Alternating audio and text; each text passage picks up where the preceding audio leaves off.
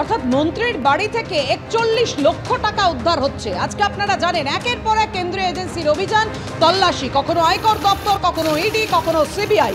ভোটের মুখে বোলপুরে মন্ত্রীর বাড়িতে টাকার পাহাড়। মন্ত্রী চন্দ্রনাথ সিনহার বাড়িতে 14 ঘন্টার তল্লাশিতে 41 লক্ষের হদিশ মিলল। কেন নগদ টাকা বাড়িতে এত? সদুত্তর দিতে পারেননি মন্ত্রী। ইডি সূত্রে এমনটাই দাবি করা হচ্ছে। নিয়োগ দুর্নীতির তদন্তে মন্ত্রীর বাড়িতে তল্লাশি চালিয়ে টাকার পাহাড়ের হদিশ মিলল। 14 ঘন্টার তল্লাশি চলে, বাজেয়াপ্ত করা হয়েছে মন্ত্রী চন্দ্রনাথ সিনহার ফোন। এমনকি প্রচুর নথিও পেয়েছে ইডি, যেটা দাবি করা হচ্ছে ইডি সূত্রে।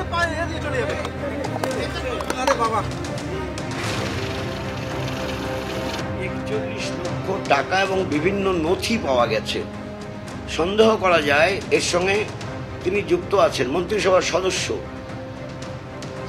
এসব যদি ঘটনা ঘটছে, তাহলে যে অ্যাকশন কেন্দ্রের সরকারের পক্ষ থেকে যে অ্যাকশন নেওয়ার প্রয়োজন, তা তো অ্যাকশন হচ্ছে না।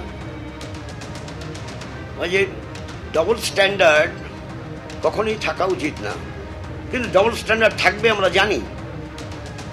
কারণ বাইরানি পলিটিক্স করবার জন্য তৃণমূল কংগ্রেস এবং বিজেপি বোঝাপড়া রাখতে হবে, আর বোঝাপড়া রাখবার জন্যই ডবল স্ট্যান্ডার্ড হচ্ছে।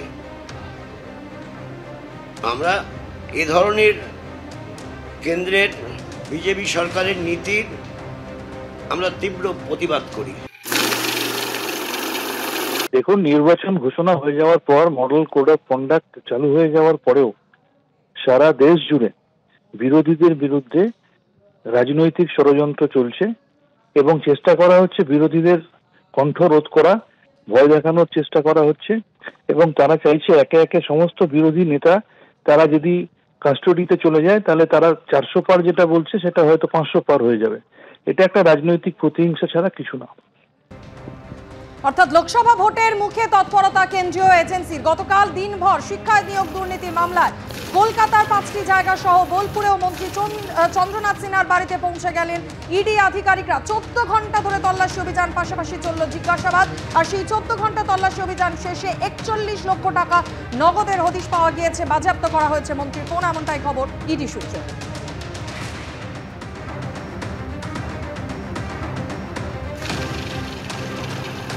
চুরি করেছেন, ফল ভুগতে হবে। চুরি করবেন আর তারপরে বলবেন যে আমাকে ইডি পাঠানো হচ্ছে। যদি মনে হয় অন্যায় হয়েছে, আদালত খোলা আছে, আদালতে যান, অ্যাপিল করুন যে আমাদের উপর অন্যায় হচ্ছে। আর যদি চুরি করে থাকেন, তাহলে অপেক্ষা করুন, শাস্তি আপনার